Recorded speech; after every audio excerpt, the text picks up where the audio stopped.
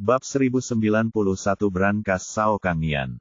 Hu Donghui duduk di dalam van di belakang, memandangi truk sampah yang menderu-deru, mengayunkan tinjunya dengan penuh semangat. Sial, coba kita lihat kemana kamu lari kali ini. Menurutnya, jalannya tidak lebar dan hampir dipenuhi dump truck.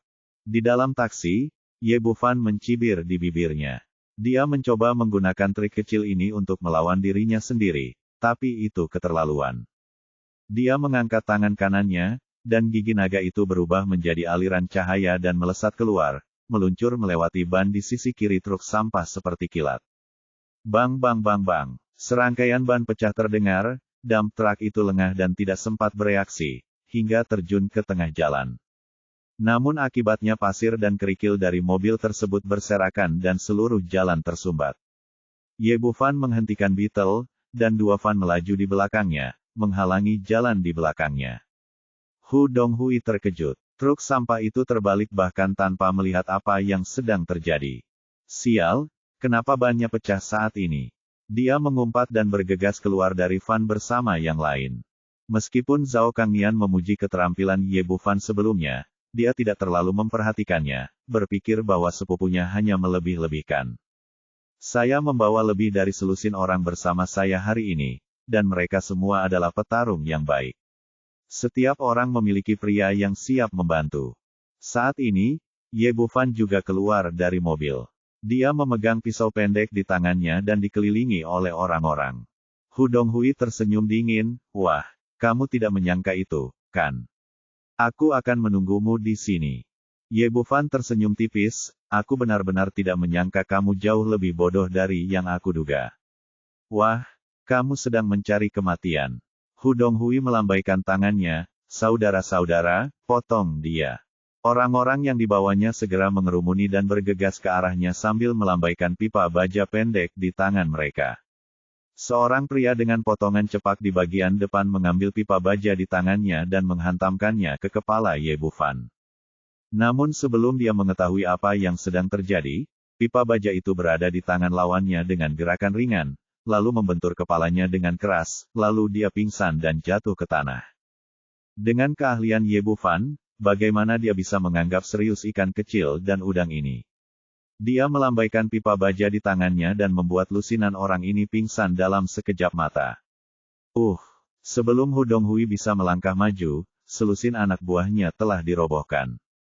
Orang ini tertegun sejenak, dan kemudian dia menyadari bahwa Sao Kang Nian tidak melebih-lebihkan sama sekali, melainkan meremehkan skill lawan. Ye Bufan bertepuk tangan dan menatapnya dan berkata, "Kamu ingin berurusan denganku hanya dengan beberapa ikan dan udang busuk. Kamu sangat sombong, bukan? Menurutku tidak peduli seberapa kuatnya kamu masih bisa menodongkan senjata." Wajah Hu Donghui ada di wajahnya dengan kilatan kekejaman, dia membuang pipa baja di tangannya, mengulurkan tangan ke belakang dan mengeluarkan pistol hitam, mengangkat tangannya dan menembak ke arah Ye Bufan. Dia bergerak cepat tanpa ragu-ragu, dan dengan keras, peluru emas menembus langit malam dan menembak ke arah Ye Bufan. Hu Donghui menunjukkan senyuman. Di matanya, lawannya sudah mati. Namun pada saat ini, kejadian yang tidak akan pernah dia lupakan terjadi. Saya melihat pisau pendek emas tiba-tiba muncul di tangan lawan, lalu berubah menjadi aliran cahaya dan ditembakkan ke arah peluru.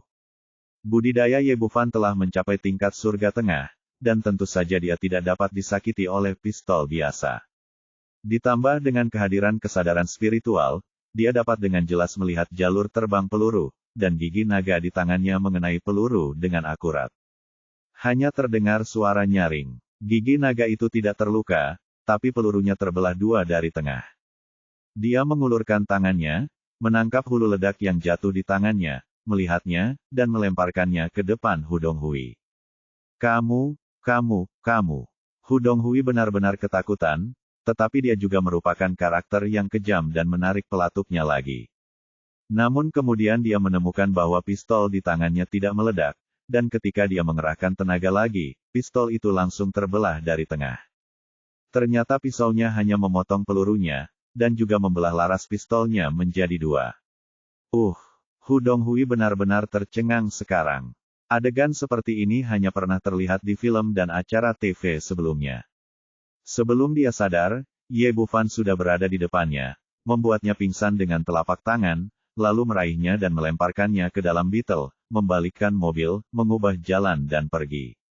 Melihat sudah terlambat, ia tidak langsung pulang, melainkan datang ke rumah pemberian Guan Sanyang. Di komunitas villa kelas atas Senturi Huating, Ye Bufan mengemudikan mobil langsung ke garasi bawah tanah. Setelah turun dari mobil, saya menemukan dua mobil yang diparkir di sini, sebuah Passat yang relatif sederhana dan sebuah mobil sport Ferrari yang terkenal. Tampaknya Guan Sanyang mempersiapkan ini untuk dirinya sendiri, dan dia memikirkannya dengan cermat. Dia menyeret Hu Donghui keluar dari mobil dan menamparnya hingga bangun. Ah! Hu Donghui menutupi pipinya yang sakit, sadar dan berteriak, "Ya, tolong lepaskan aku secepatnya, kalau tidak bosku tidak akan melepaskanmu." Ye Bufan tidak repot-repot mengikuti sedang berbicara omong kosong dan langsung menggunakan teknik sihir jiwa, "Katakan padaku, siapa yang memintamu untuk datang?" Itu Gao Yongda dan Sao Kangnian. Hu Donghui hanyalah orang biasa dan tidak memiliki perlawanan terhadap teknik sihir jiwa. Ceritakan semua apa yang terjadi. Setelah mengetahui semua hal kotor yang telah dilakukan Gao Yongda, Sao Kangnian, dan lainnya di farmasi Haiti selama bertahun-tahun, Ye Bufan bertanya lagi, "Apakah Anda meninggalkan bukti dan di mana Anda menyimpannya?" Hu Donghui berkata, "Ya, ya ampun, sepupu memiliki brankas, dan semua barang bukti telah disimpan di dalamnya selama bertahun-tahun." "Mengapa Sao Kangnian menyimpan barang-barang ini?" Hu Donghui menjawab, "Sepupu saya pernah memberitahu saya setelah dia minum terlalu banyak, mengatakan bahwa Gao Yongda adalah seekor serigala, kamu harus berhati-hati saat bersamanya, dia mungkin akan mengkhianatimu suatu saat." Jadi dia merahasiakan hal ini, dan begitu dia benar-benar berselisih dengan Gao Yongda, dia akan memiliki kartu truf di tangannya. Petik 2. Ye Bufan diam-diam berkata, sepertinya Sao Kangnian juga seekor rubah tua. Di permukaan, dia adalah loyalis keras Gao Yongda, tapi nyatanya dia diam-diam menyimpan rahasia. Namun dengan cara ini, saya telah memenuhi diri saya sendiri, dan segala sesuatunya akan lebih mudah untuk ditangani. Dia mengangkat tangannya untuk menyetrum Hu Donghui dan melemparkannya ke dalam gudang. Lalu dia keluar dan dengan cepat menghilang ke dalam malam. Rumah Sao Kangnian tidak terlalu jauh dari Senturi Court. Ini juga merupakan villa terpisah dan bangunan kecil, didekorasi dengan megah. Tampaknya Hu Donghui benar. Orang tua itu benar-benar mendapat manfaat dari perusahaan dalam beberapa tahun terakhir. Saat Ye Bufan datang ke sini, Sao Kangnian sedang menghentakkan kakinya dengan cemas ke dalam kamar. Hu Donghui telah lama pergi, tetapi tidak ada gerakan sama sekali, dan telepon tidak dapat dihubungi, yang membuatnya sangat tidak nyaman. Ye Bufan mengabaikannya dan langsung pergi ke ruang bawah tanah villa seperti yang dikatakan Hu Donghui dan menemukan brankas. Dengan tingkat kultivasinya saat ini, brankas biasa semacam ini tidak akan mampu menghentikannya sama sekali. Dia menghembuskan energi aslinya dan membuka kunci pintu. Brankas terbagi menjadi dua lantai. Terdapat berbagai buku besar di bagian atas, dan uang tunai dikemas padat di bagian bawah.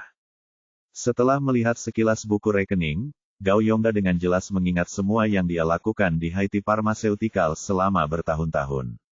Ada beberapa proyek penting dan bukti tambahan lainnya seperti foto. Ye Bufan tentu saja tidak sopan.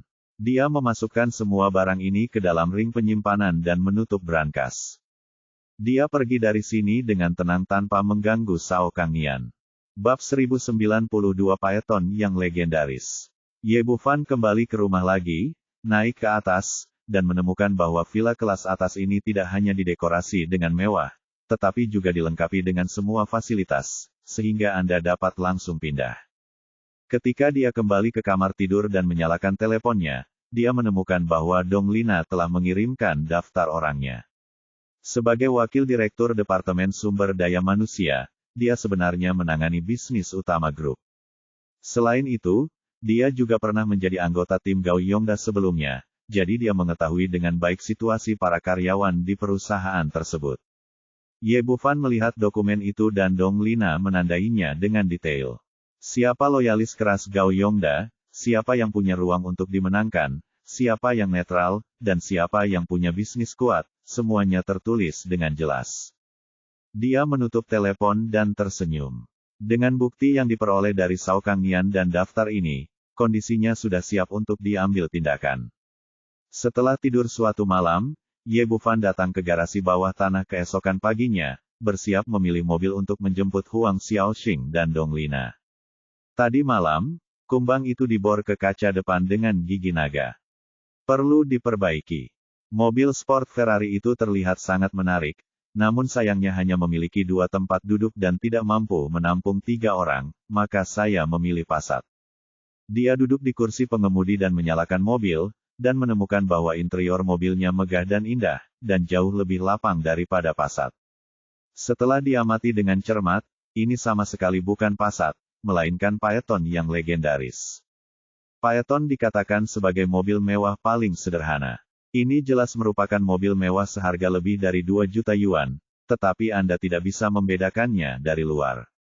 Ada banyak lelucon setelah diluncurkan, tetapi baru-baru ini saya mendengar bahwa sepertinya sudah dihentikan, jadi ini harus dianggap sebagai edisi kolektor. Ye Bufan mengabaikannya dan langsung pergi keluar villa. Dia pertama-tama pergi ke hotel untuk menjemput Huang Xiaoxing di dalam mobil. Kemarin, dia awalnya ingin membawa kedua gadis itu dan pindah dari hotel, tapi sayangnya dia punya terlalu banyak hal yang harus dilakukan dan tidak punya waktu. Setelah masuk ke dalam mobil, Huang Xiaoxing berkata dengan ragu-ragu, "Saudara Ye, saya telah dipecat, apakah saya masih harus pergi bersamamu?" Kemarin dia dikeluarkan dari farmasi Haiti, dan hari ini Ye Bufan meneleponnya lagi dan bertanya padanya untuk pergi bekerja bersama, merasa dalam hatinya cukup bingung. Meskipun dia peduli dengan pekerjaan ini, dia tidak ingin mempermalukan kakak Ye.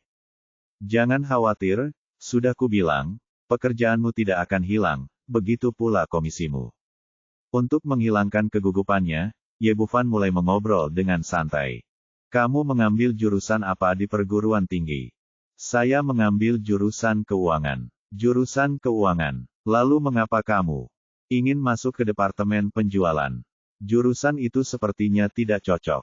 "Terkejut. Saya pernah mencari pekerjaan di bidang keuangan sebelumnya, tapi itu terlalu sulit.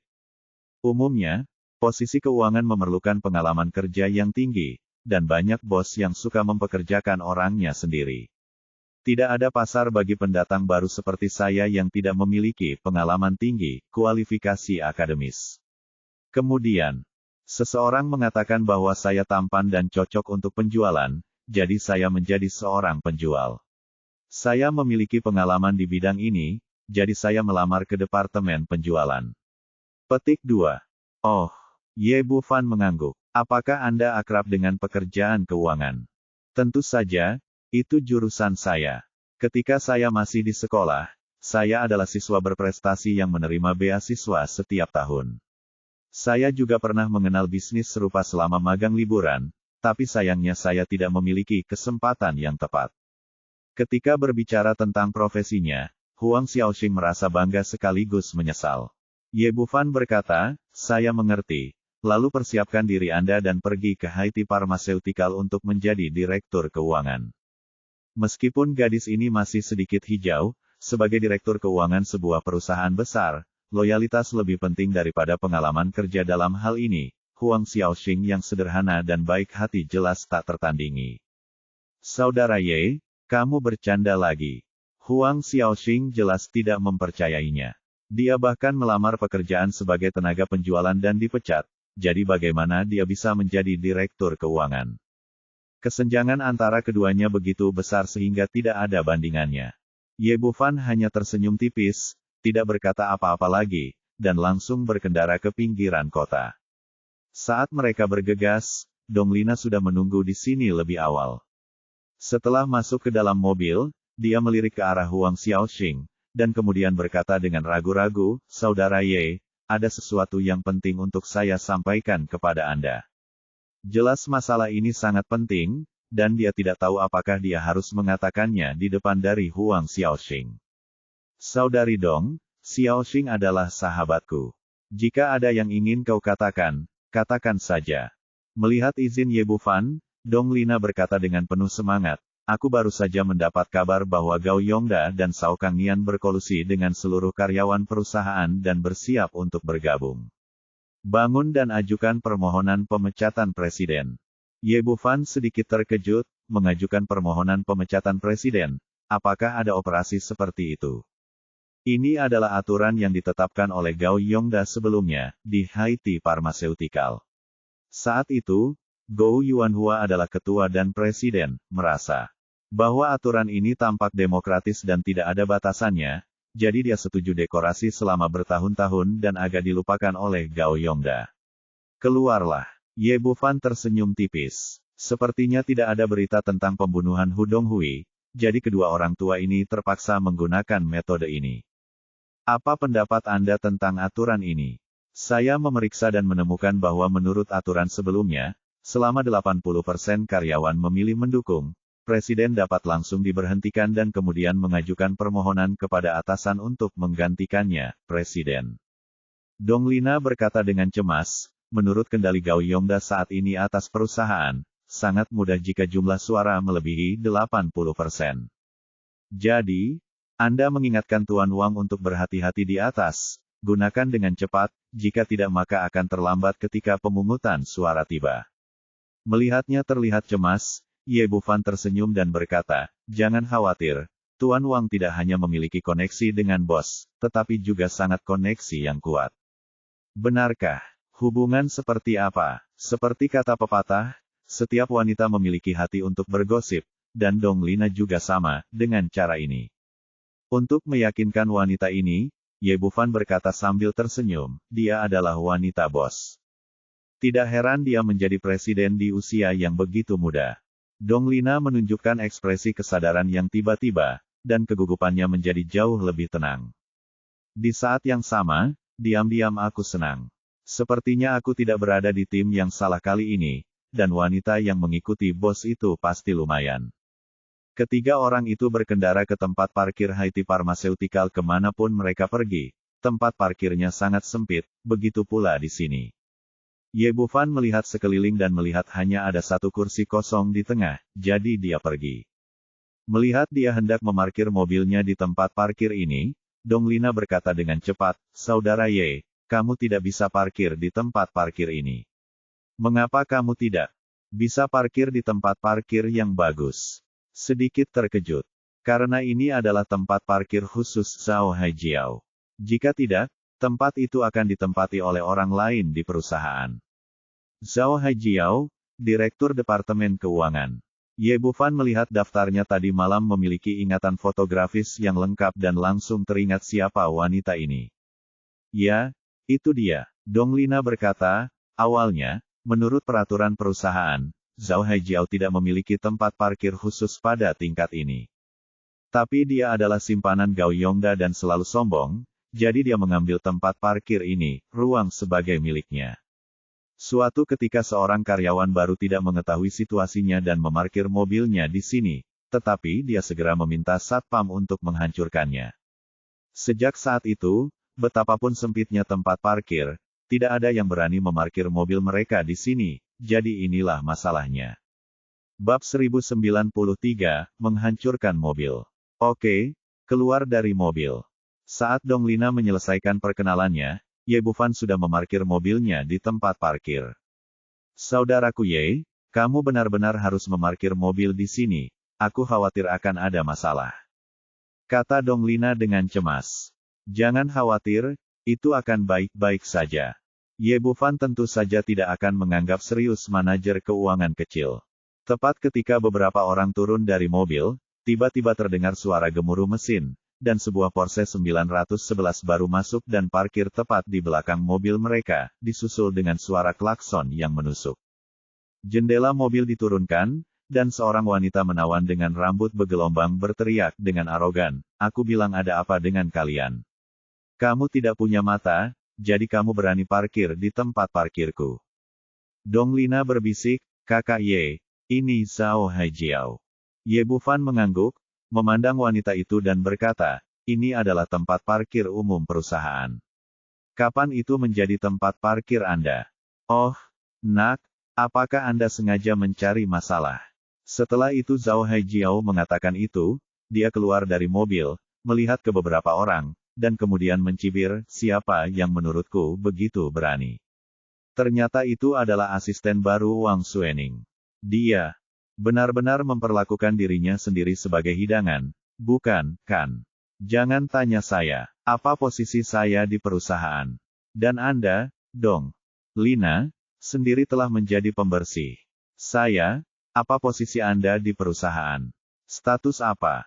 Status apa? Saya terus-menerus menyuruh Anda keluar dari sini.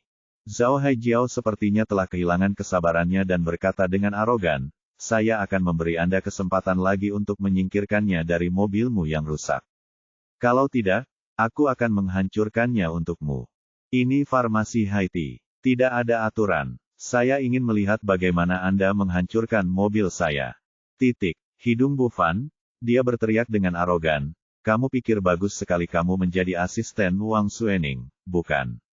Sudah kubilang kalian semua harus keluar dari sini hari ini. Tasnya dan memutar nomor. Ada panggilan telepon, Kapten Feng, bawa seseorang ke sini. Seseorang menempati tempat parkir saya dan langsung menghancurkannya untuknya. Tunggu saja dan lihat apakah aku berani menghancurkannya. Mobilmu. Oke. Aku akan menunggu dan melihat. Ye Bufan tersenyum, seolah mobil itu bukan miliknya sama sekali. Dong Lina sedikit gugup dan berbisik, Saudara Ye, mengapa kamu tidak parkir di tempat lain? Feng Baokun, wakil kapten tim keamanan, awalnya adalah salah satu dari mereka. Orang itu sebelumnya adalah seorang gangster, dan dia benar-benar berani untuk menghancurkan mobilmu. Ye Bufan berkata dengan acuh tak acuh, tidak masalah. Hancurkan saja, selama mereka mampu membayar. Pada saat ini, terdengar ledakan langkah kaki yang kacau, dan selusin penjaga keamanan membawa tongkat baseball bergegas ke tempat parkir. Pemimpinnya adalah seorang pemuda berusia 30-an. Meskipun dia mengenakan seragam keamanan, dia tetap tidak bisa menyembunyikan raut wajah gangster dan wajahnya yang galak. Orang ini adalah Feng Baokun, wakil kapten tim keamanan, yang juga merupakan loyalis setia Gao Yongda. Saudari Jiao Jiao. Siapa yang membuatmu marah? Anak laki-laki cantik inilah yang mengira dia adalah asisten Wang Xuening, jadi dia berani menempati tempat parkirku. Nak, meskipun kamu mengendarai Passat jelek, kamu berani memasang forklift di sini. Feng Baokun tampak sombong, apakah kamu benar-benar berpikir kamu bisa menjadi hebat hanya dengan mengandalkan Wang Xuening? Belum lagi kamu hanya seorang asisten, bahkan jika presiden datang, kamu harus memberi jalan untuk Sister Jiao. Aku akan memberimu satu kesempatan terakhir, segera ambil mobilnya, atau aku akan menghancurkannya untukmu. Ye Bufan berkata, Feng Baokun, kamu adalah penjaga keamanan perusahaan, bukan gangster. Sebelum melakukan apapun, kamu harus berpikir dengan hati-hati. Bisakah kamu membayar kompensasi setelah menghancurkan mobil? Saya saat ini. Feng Baokun melambaikan tangannya kepada penjaga keamanan di belakangnya, saudara-saudara, ambil tindakan dan hancurkan Passat ini untuk saya. Jika pihak lain mengendarai mobil bagus, dia mungkin sedikit lebih berhati-hati, tapi ini hanya Passat, paling berharga ratusan ribu, dia tidak ambil hati sama sekali.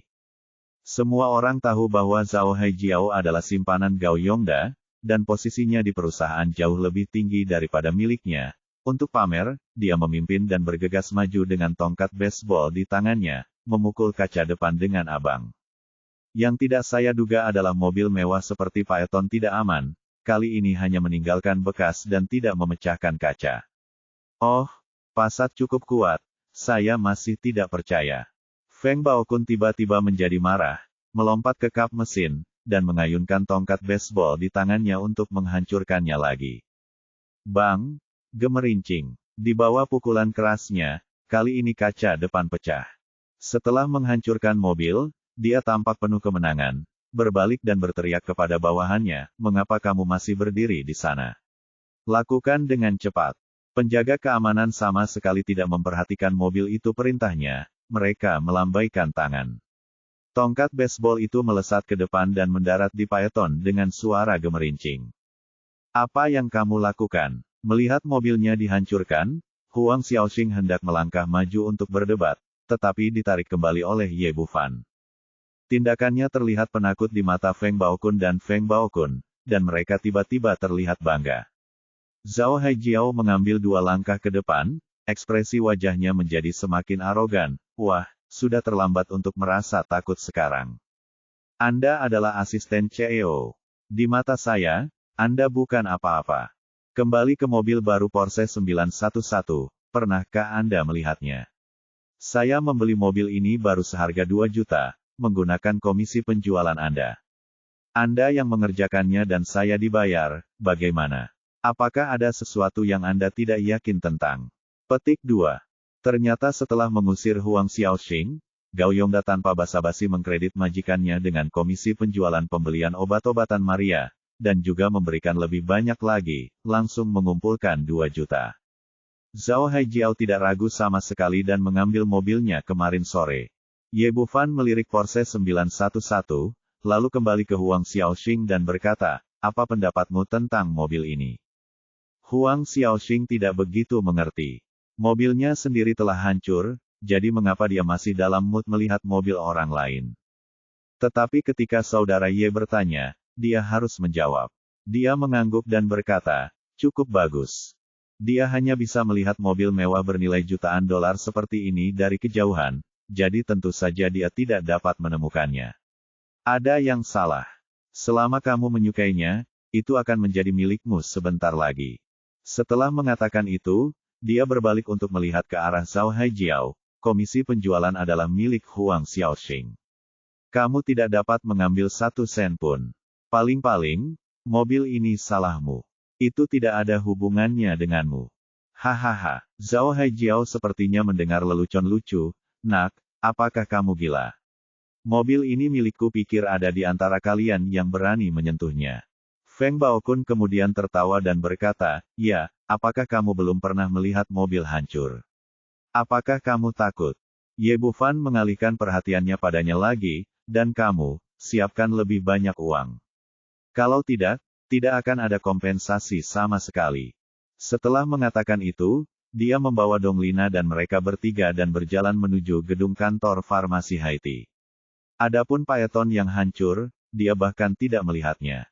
Melihat punggungnya, Feng Baokun memiliki firasat buruk di dalam hatinya, saudari Jiao Jiao, saya merasa ada yang tidak beres dengan orang ini.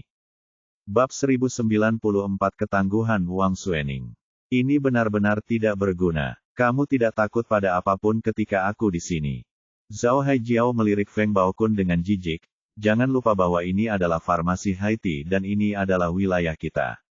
Gelombang seperti apa yang disukai anak asing? Dia buat. Kemarin, bukankah aku sudah memberitahumu di telepon malam ini bahwa kami akan memilih untuk memecat presiden hari ini, dan wanita jalang kecil Wang Suening itu akan keluar dari perusahaan bersama dengan bocah cantik ini. Tanda tanya, ya. Itulah yang dikatakan Sister Jiao Jiao. Feng Baokun mengangguk berulang kali. Dia merasa apa yang dikatakan Zhao Haijiao masuk akal. Lagi pula yang saya hancurkan adalah Passat yang rusak, jadi tidak perlu khawatir. Oke, suruh bawahanmu menunggu dan memilih nanti. Setelah Zhao Haijiao mengatakan itu, dia langsung melemparkan mobilnya ke belakang Phaeton yang hancur, lalu berjalan menuju gedung kantor dengan pantatnya berayun. Ye Bufan membawa Donglina langsung ke kantor presiden dan menceritakan apa yang dia pelajari tadi malam. Wang Suening mengambil daftar itu dan menjadi semakin bersemangat saat dia membacanya. Bagus, inilah yang kita inginkan. Begitu kita memilikinya, kita bisa melakukannya. Ye Bufan mengangguk, ayo kita lakukan. Saatnya menyelesaikan masalah dengan lelaki tua itu Gao Yongda. Petik 2. Saya akan mengadakan rapat semua staf sekarang. Saya sudah muak dengan lelaki tua ini. Wang Suening menjadi tidak sabar. Sejak dia datang ke farmasi Haiti, dia merasa malu Gao Yongda dan ditekan oleh lelaki tua ini. Akhirnya tiba saatnya untuk merasa bangga. Segera, pemberitahuan dikirim ke seluruh gedung kantor farmasi Haiti, dan pertemuan semua staf akan diadakan di ruang konferensi besar dalam waktu setengah jam. Di kantor wakil presiden, Gao Yongda dan Shao Kangnian berjalan bersama. Gao Yongda bertanya, apa yang terjadi dengan Hu Donghui? Apakah kamu sudah menemukan orang itu? Cao Kangnian menggelengkan kepalanya, tidak, sejauh ini belum ada kabar sama sekali. Saya kira berita itu gagal dan mungkin jatuh ke tangan anak laki-laki bernama itu. Kamu, petik 2. Benar-benar tidak ada gunanya. Gao Yongda mengutuk, tapi jangan khawatir, tulang Hu Donghui masih sangat kuat. Selama dia punya otak, dia tidak akan mengeluarkan kita. Jangan khawatir. Saya memintanya untuk sangat berhati-hati saat melakukan sesuatu. Meskipun dia mengatakannya, tidak ada bukti. Hal yang paling merepotkan sekarang adalah Ye Bufan, yang menjadi semakin mengancam kita untuk mengusir mereka dari Haiti Pharmaceutical. Itu benar. Apakah kalian sudah membuat pengaturan? Saya akan mengadakan pertemuan dengan seluruh karyawan ketika saatnya tiba. Jika Wang Suening jatuh, anak laki-laki bernama Ye dengan sendirinya akan mengikutinya. Tidak masalah. Sebagian besar dari seluruh perusahaan adalah milik kita, dan sisanya tidak berani menentang kita secara terbuka. Kata Cao Kangnian, yang saya khawatirkan adalah apa yang dimaksud oleh para petinggi mengadakan pemungutan suara, jika petinggi tidak. Bagaimana jika Anda setuju? Jangan khawatir tentang ini. Jika semua orang di perusahaan menentang presiden ini, bos akan mempertimbangkannya dengan hati-hati perusahaan selama beberapa hari. Bos tidak pernah angkat bicara, dan sepertinya dia tidak menganggapnya serius. Kalau tidak, dia pasti akan keluar untuk mendukungnya. Apa yang dikatakan bos masuk akal? Cao Kangnian mengangguk. Saya benar-benar tidak tahu siapa bos barunya. Sekarang kami memiliki beberapa informasi. Tidak ada. Gao Yongnian tersenyum bangga, tidak peduli siapa itu. Yang paling penting adalah kita membiarkan dia melihat bahwa tidak ada orang lain. Dapat mengendalikan farmasi Haiti kecuali saya. Hanya saya yang dapat membantunya menghasilkan uang. Itu sudah cukup. Pada saat ini, siaran di gedung kantor berdering, meminta semua orang pergi ke ruang konferensi besar untuk mengadakan pertemuan semua staf. Cao Kangnian tampak terkejut, bos. Mengapa wanita ini mengadakan pertemuan terlebih dahulu sebelum kita mengambil tindakan? Gao Yongda tersenyum dingin, Wang Suening sedikit terganggu. Dia memecat Hu Donghui kemarin dan benar-benar mengira dia yang mengendalikan perusahaan. Cao Kangnian bertanya, lalu apa yang harus kita lakukan? Akan dilakukan. Ayo wanita ini bangga pada dirinya sendiri dulu. Saat dia mencapai puncak, aku akan menendangnya ke bawah. Aku sangat menantikan seperti apa dia saat itu. Gao Yongda berbalik dan berjalan keluar kantor, diikuti oleh Cao Kangnian. Hampir 1.000 karyawan berkumpul di ruang konferensi besar Haiti Pharmaceutical. Berdasarkan kebiasaan rapat sebelumnya, setiap departemen dan setiap orang mempunyai kedudukan tetap masing-masing. Ye Bufan, Dong Lina dan Huang Xiaoxing tampak sedikit berbeda dan langsung duduk di baris terakhir tempat tersebut. Wang Suening dan Gao Yongda duduk di mimbar, dan pengawas lainnya duduk di baris pertama tempat tersebut. Oke, mari kita mengadakan pertemuan sekarang. Wang Suening tidak membutuhkan orang lain untuk menjadi tuan rumah pertemuan itu. Topik pertama pertemuan hari ini adalah penyesuaian beberapa posisi di farmasi Haiti kami. Yang pertama adalah Departemen Sumber Daya Manusia. Saya mengumumkan bahwa posisi Cao Kangnian sebagai Direktur Departemen Sumber Daya Manusia akan dicopot dan Wakil Direktur Dong Lina akan mengambil alih posisinya. Kata-katanya sangat singkat dan suaranya nyaring. Tidak terlalu besar, tapi seperti guntur yang meledakkan seluruh tempat. Pada awalnya, kebanyakan orang mengira Gao Yongda akan menantang presiden, namun di luar dugaan, Wang Suening lah yang memimpin. Semua orang kaget, termasuk Dong Lina yang tidak menyangka kalau dirinya benar-benar akan diangkat menjadi kepala Departemen Sumber Daya Manusia. Gao Yongda tidak panik sama sekali, dengan seringai tipis di bibirnya. Bahkan orang yang terlibat, Cao Kangnian, terlihat tenang, tanpa rasa terkejut atau panik setelah ditarik. Karena dia memiliki keyakinan di dalam hatinya bahwa Wang Suening, sang CEO, akan mengakhiri masa jabatannya. Jadi bagaimana mungkin dia bisa melepaskan dirinya dari posisinya?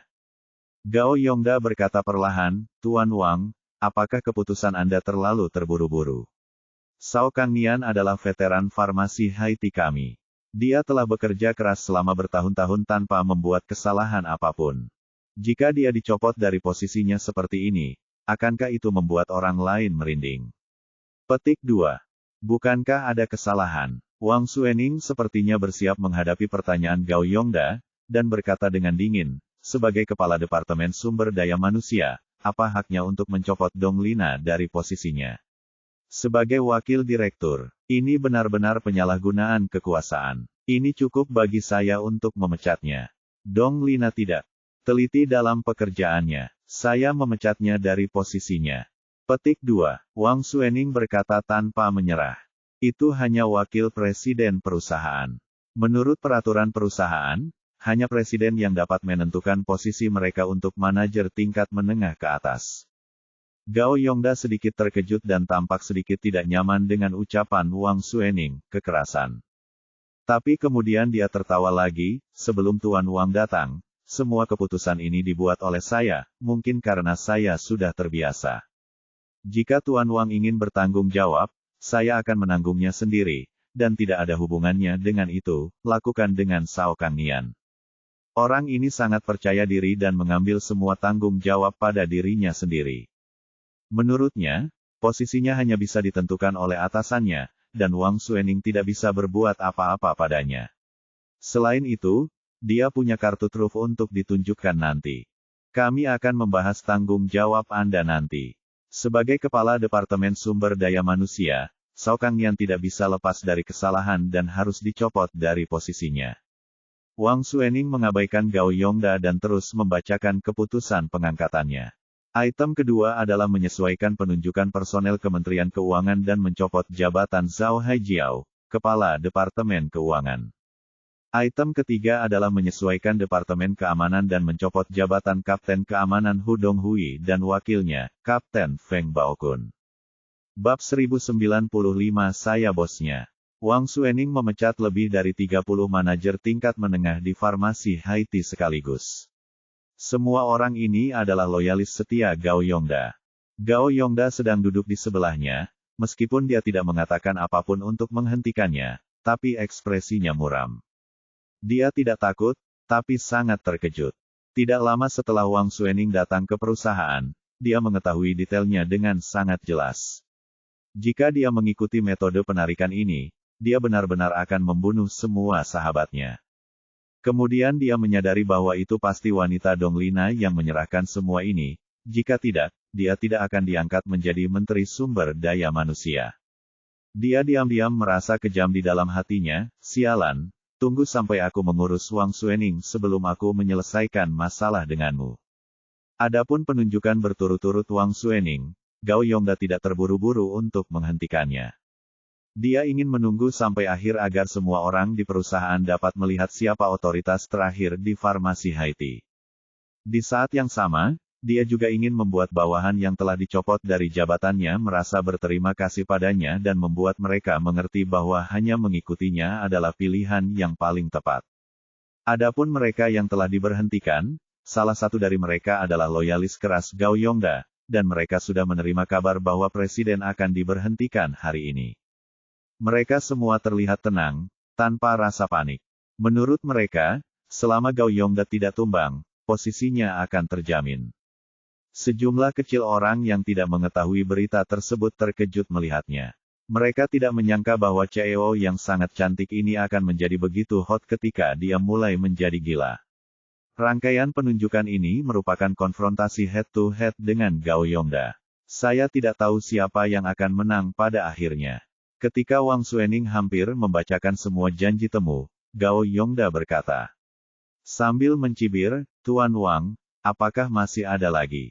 Apakah ada orang lain yang perlu ditarik? Mengapa Anda tidak menarik saya juga? Kata-kata itu sepenuhnya menyindir. Menurut peraturan perusahaan, jabatannya sebagai wakil presiden tidak dibatasi sama sekali oleh presiden. Hanya atasan yang berhak mencabutnya. Namun sesuai ekspektasi semua orang, setelah dia selesai berbicara, Wang Suening mengangguk dan berkata, pengunduran diri saya yang terakhir adalah mencabut posisi Gao Yongda sebagai wakil presiden farmasi Haiti. Ini mengejutkan seluruh hadirin. Gao Yongda ditarik. Wang Suening, apa maksudmu? Kamu sebenarnya ingin mencabut posisiku. Apakah kamu punya kekuatan? Gao Yongda tertawa marah dan berkata kepada hadirin, saya mengumumkan 2 keputusan. Pertama, Wang Xuening baru saja memberhentikan semua personel adalah tidak sah. Kedua, menurut prosedur perusahaan, semua anggota melakukan mosi tidak percaya kepada Presiden. Setelah jumlah suara melebihi 80%, kekuasaannya sebagai Presiden akan segera dihentikan. Seluruh tempat menjadi bersemangat. Para penggemar fanatik bersorak dan menunggu momen ini tiba. Donglina tiba-tiba menjadi gugup dan menarik lengan baju Ye Bufan, saudara Ye, bukankah kamu mengatakan Tuan Wang adalah wanita bos? Mengapa tidak ada tanggapan dari atas? Harus segera dihentikan, jika tidak maka akan merepotkan jika kita benar-benar ingin memilih. Ye Bufan tersenyum tipis, jangan khawatir, Gao Yongda tidak bisa membuat gelombang apapun. Tapi, tidak ada yang perlu dikhawatirkan, tonton saja.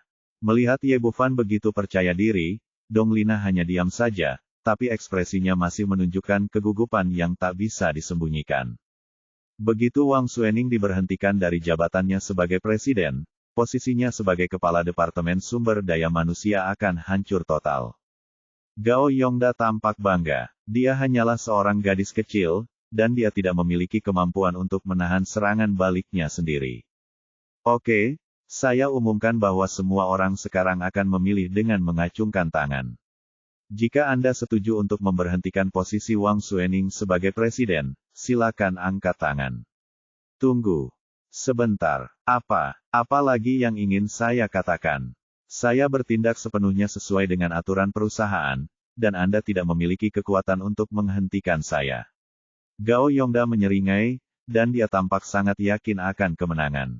Wang Xuening berkata, Anda dapat memilih, tetapi Anda telah dicopot dari jabatan wakil presiden dan tidak memiliki hak untuk memulai pemungutan suara. Lelucon apa? Apakah Anda seorang wanita dengan penyakit otak?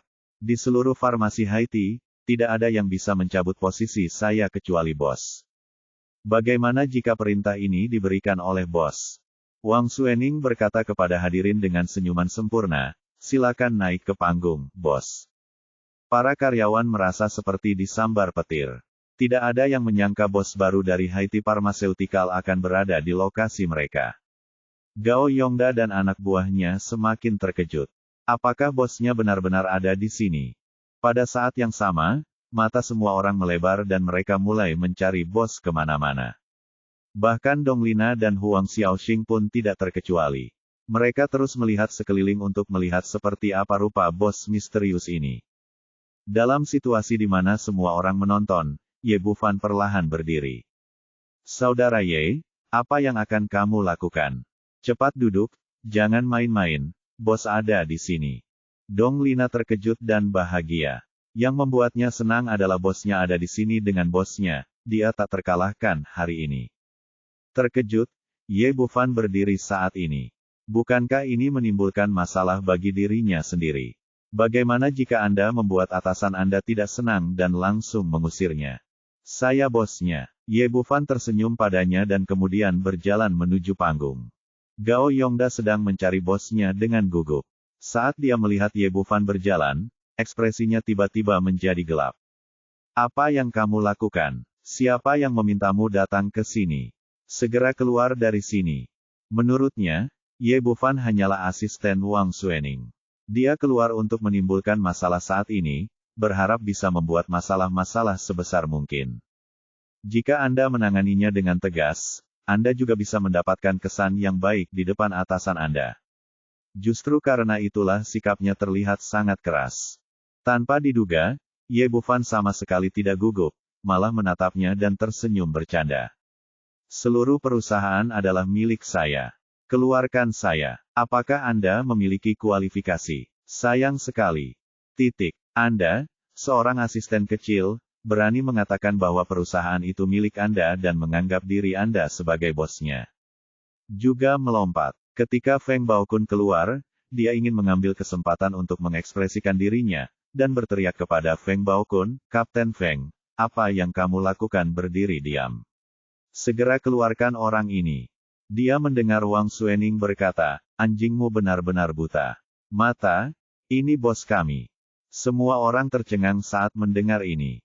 Shao Kangnian berteriak keras, omong kosong, Wang Suening, siapa yang tidak tahu bahwa dia adalah asistenmu dan berani berpura-pura menjadi bos?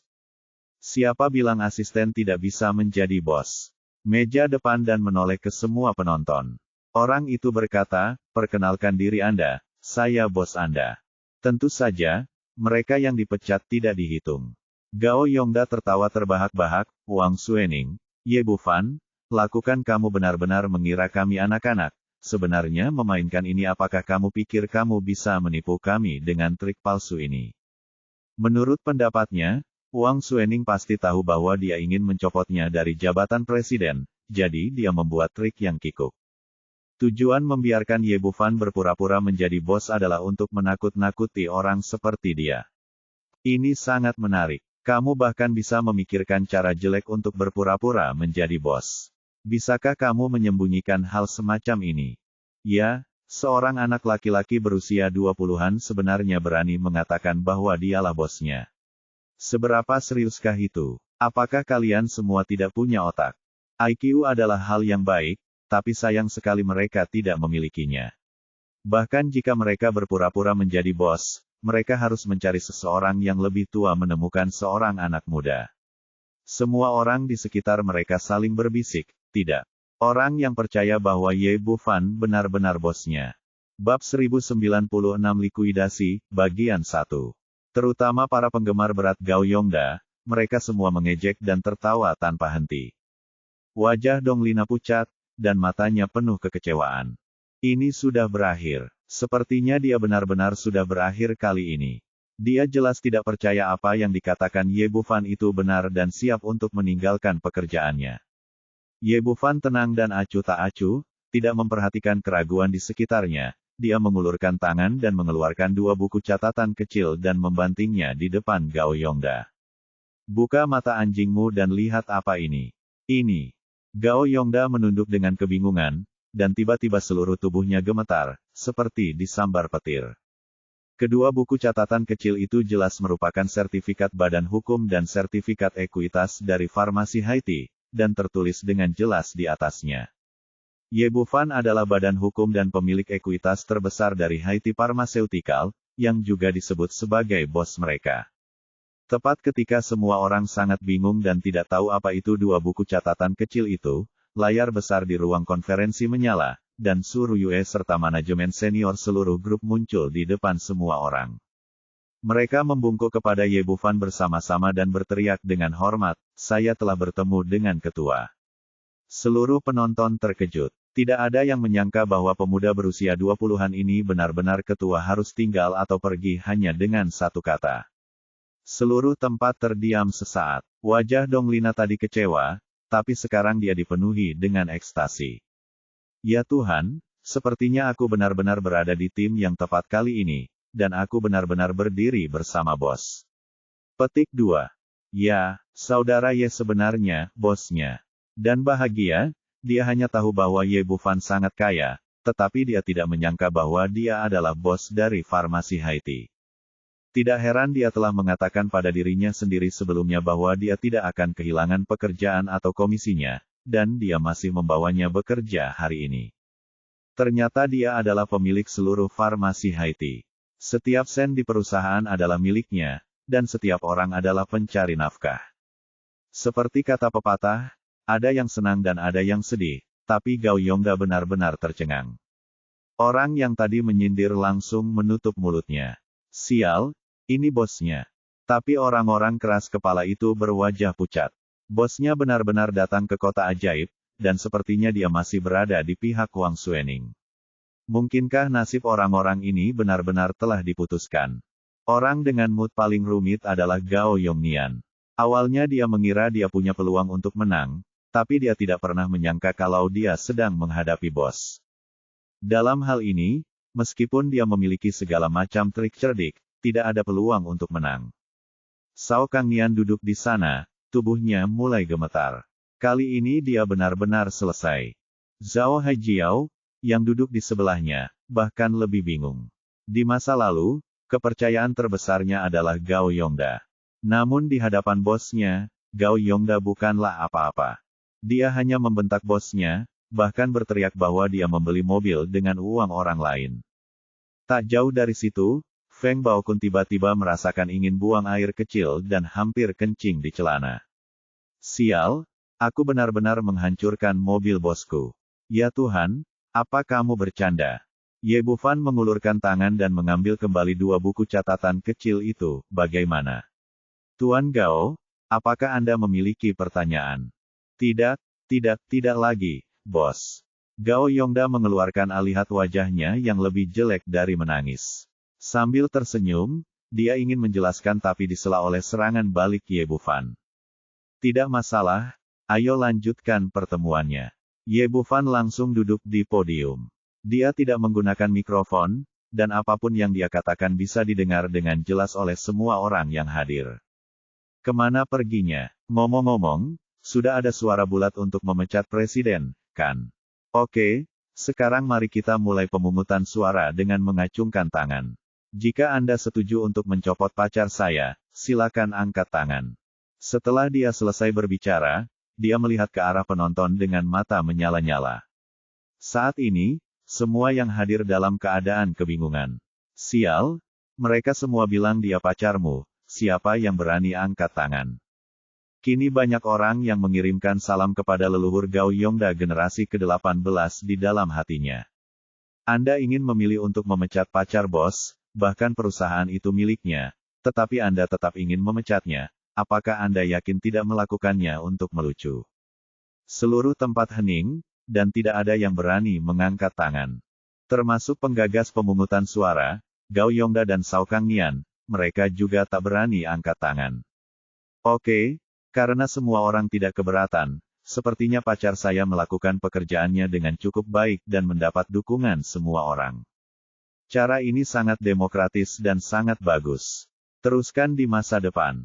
Gao Yongda merasakan sensasi yang membara pada dirinya wajah. Apa maksudnya? Menembak kakinya sendiri, sekarang dia benar-benar mengalaminya. Karena tidak ada masalah dengan pemungutan suara, beberapa hal harus diselesaikan.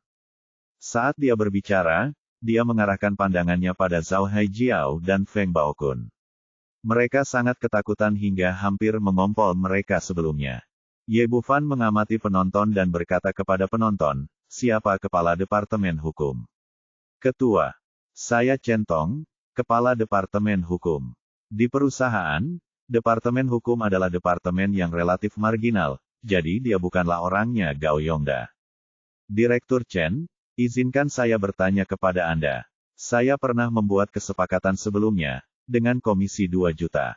Sekarang telah disalahgunakan oleh Direktur Departemen Keuangan, Zhao Haijiao, dan dia juga membeli Porsche 911.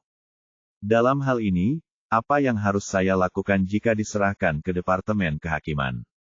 Berapa hukumannya? Chen Tong berkata, bos, ini tipikal penggelapan pekerjaan. Menurut standar hukuman Tiongkok saat ini, hukumannya lebih dari 10 tahun. Di bawah tatapan semua orang, Zhao Haijiao tidak berkata apa-apa lagi. Tidak peduli dengan wajahnya, dia tidak lagi terlihat sombong dan mendominasi seperti sebelumnya, dan berlutut dengan sentakan. Bos, saya salah. Saya benar-benar salah. Saya membeli mobil ini untuk Nona Huang, dan saya akan segera mengembalikannya kepadanya. Ye Bufan berkata dengan senyum tenang di wajahnya, Anda mengambil 2,5 juta, bukankah hemat biaya menggunakan mobil bekas untuk membayar tagihan perusahaan? Bos, saya beli mobil ini kemarin sore. Saya hanya mengendarainya sekali, dan hari ini dibawa ke perusahaan. Sepenuhnya lengkap, baru. Menurutmu begitu? Tidak masuk akal. Karena Anda telah mengendarainya, itu adalah mobil bekas, jadi mobil bekas akan didiskon. Ye Bufan menatap Chen Tong lagi, Direktur Chen, tolong evaluasi berapa harga mobil ini sekarang. Chen Tong, dia bukan orang bodoh, jadi dia secara alami bisa mengerti maksud bosnya. Selain itu, dia sering ditekan oleh Gao Yongda di perusahaan. Sekarang dia akhirnya punya kesempatan untuk membalas dendam, tentu saja dia tidak akan bersikap sopan sama sekali. Ia berkata dengan sungguh-sungguh, umumnya mobil yang baru dibeli memerlukan diskon meskipun dikeluarkan dari toko 4S. Semakin mewah mobilnya, semakin besar diskonnya. Menurut perkiraan saya, Porsche 911 ini sekarang bernilai 1 juta. Dengar, ketika Zhao Haijiao melihat harga ini, dia hampir memuntahkan darah. Rumahnya tidak jauh, dan perjalanan ke perusahaan kurang dari 10 km. Sekarang harganya tiba-tiba didiskon sebesar 1 juta, yang setara dengan 100.000 yuan per kilometer. Ye Bufan berkata, itu saja. Mobil ini didiskon menjadi 1 juta, dan sisa 1 juta akan segera dikembalikan ke rekening perusahaan. Zhao Haijiao, apakah Anda keberatan? Jika demikian, lupakan saja, Anda dapat menyimpan mobil itu sendiri, dan kasusnya akan diserahkan Departemen Kehakiman akan menanganinya. Saya tidak keberatan. Zhao Haijiao sangat tertekan sehingga dia merasa pisau itu menempel di lehernya. Apakah kamu berani untuk mengatakan bahwa Anda mempunyai keberatan? Bab 1097 Likuidasi, Bagian 2. Setelah berurusan dengan Zhao Haijiao, Ye Bufan memandang Feng Baokun di sebelahnya. Saya merusak mobilnya, jadi saya akan membayarnya saja.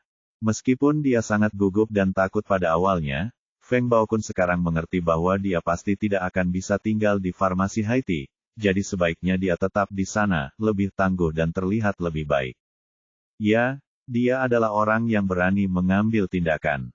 Ye Bufan berkata kepada Chen Tong lagi dengan ekspresi bercanda di wajahnya, Direktur Chen, saya menghancurkan mobil senilai lebih dari 2 juta, apa hukumannya?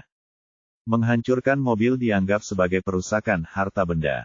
Untuk hukuman dan hukuman, jika nilainya 50.000 yuan, itu akan dianggap kerugian besar, dan hukumannya adalah 7 tahun.